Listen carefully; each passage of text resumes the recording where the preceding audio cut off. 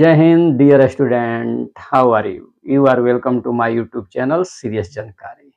Dear student, if you are in class 12th of Bihar Board stream Science, Art and Commerce, so you are at right platforms.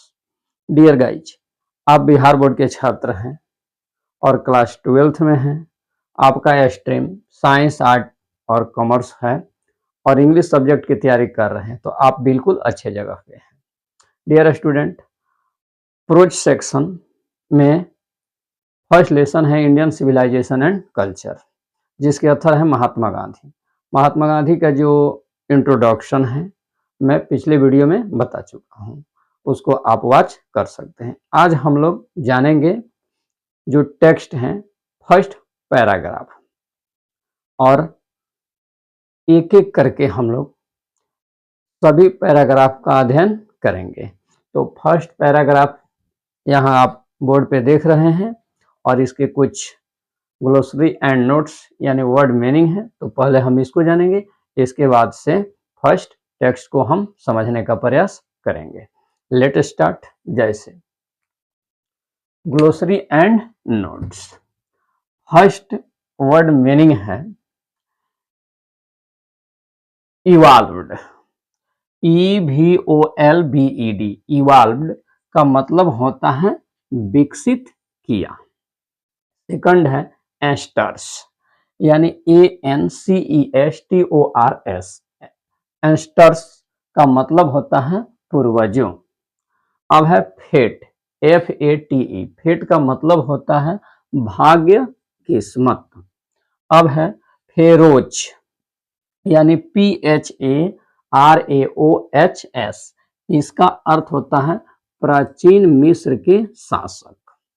Next westernised, westernised का मतलब होता है पश्चिमीकरण, यानी WESTERNIZED, westernised यानी पश्चिमीकरण।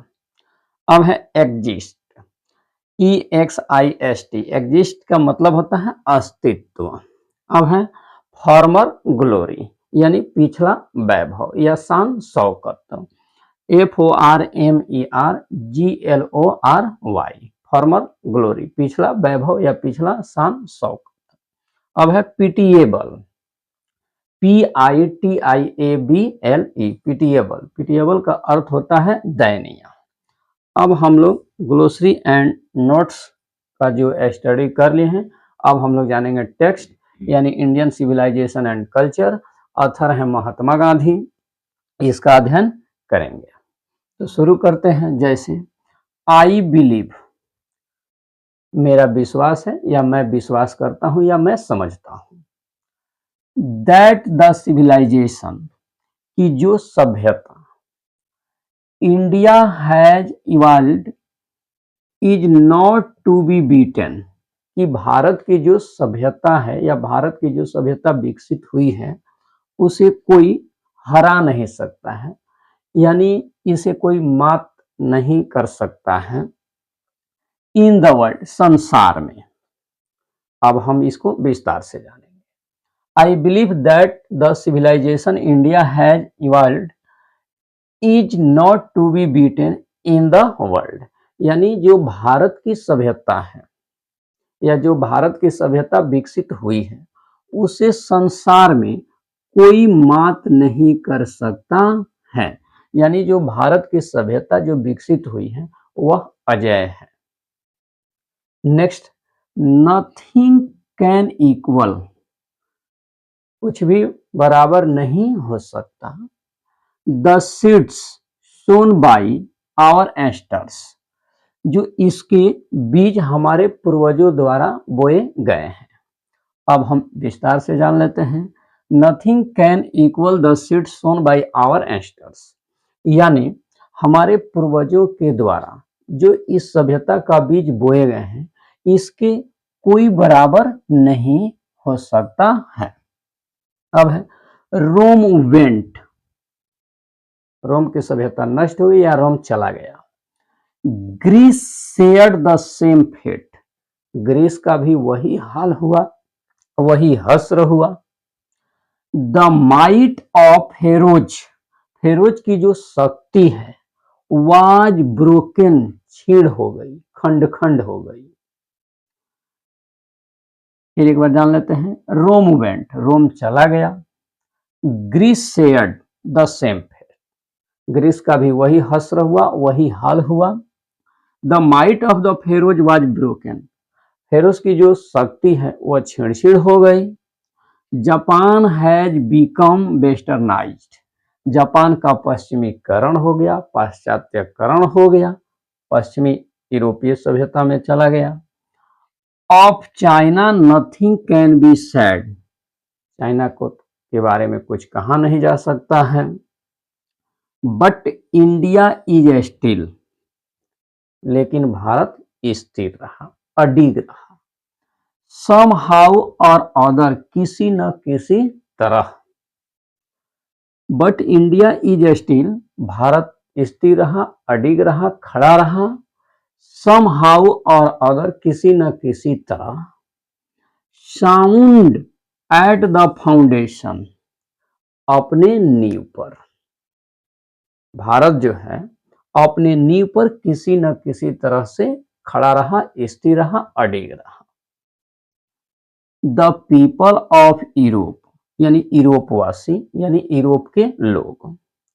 Learn, सीखते हैं। There lessons, अपना lesson, अपना पाठ। फ्रॉम, से। The writing of the men of Greece और रोम, यानी जो यूरोपवासी हैं वो अपना लेसन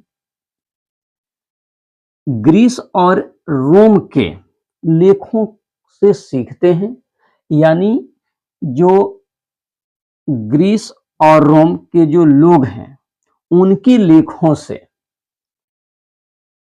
यूरोप के लोग अपना लेसन सीखते हैं। विच एग्जिस्ट नो लॉन्गर, जिनका कोई अस्तित्व अधिक समय तक नहीं रहा। इन देयर फॉर्मर ग्लोरी, जो पिछला उनका वैभव है, शान है, शौकत है, वह ज्यादा दिनों तक नहीं रहा। उनसे यूरोपवासी अपना लेसन उनके लेखों से सीखते हैं। नेक्स्ट जानेंगे, इन ट्राइंग टू लर्न, सीखने की कोशिश में। फ्रॉम देम, उनसे। द यूरोपियंस इमेजिन, यूरोपियन समझते हैं। Once more, in trying to learn from them, उनसे सीखने की कोशिश में। द यूरोपियंस इमेजिन, यूरोपियन समझते हैं, यूरोपवासी समझते हैं। दैट कि they will avoid the mistakes, यानी वे उन गलतियों से बचे रहेंगे या बचे हैं। ऑफ ग्रीस एंड रोम, जो रोम और ग्रीस ने किया उन गलतियों से वे बचे रहेंगे। Such is their pitiable condition, जो यह बहुत ही दयनीय स्थिति है। तो डियर स्टूडेंट्स, हमने अभी इंडियन सिविलाइजेशन एंड कल्चर, इसके ऑथर हैं M.K. गांधी जी। इनका जो टेक्स्ट में फर्स्ट पैराग्राफ है उसका हम लोग अभी अध्ययन किए हैं, और इसमें जो कुछ वर्ड्स मीनिंग है वह यहाँ निकल के आया है, इसको लिख दिए हैं। और डियर गाइस, इसी तरह वन बाय वन हम एक एक पैराग्राफ इसको लिख करके समझाने का प्रयास करेंगे। और यदि आप अच्छे तरह से बिहार बोर्ड इंग्लिश सब्जेक्ट की तैयारी करना चाहते हैं तो आप हमारे YouTube चैनल सीरियस जानकारी से जुड़ें, अपने दोस्तों को शेयर करें जिन्हें इंग्लिश सब्जेक्ट में परेशानी होती है, दिक्कत होती है, तो शायद यहाँ आने के बाद उनकी यह दिक्कत जो है समाप्त हो जाएगी, यह मेरा विश्वास है। तो hi guys, how is this a small video? Please write in comment. See you in next video. जय हिंद, जय भारत, थैंक यू।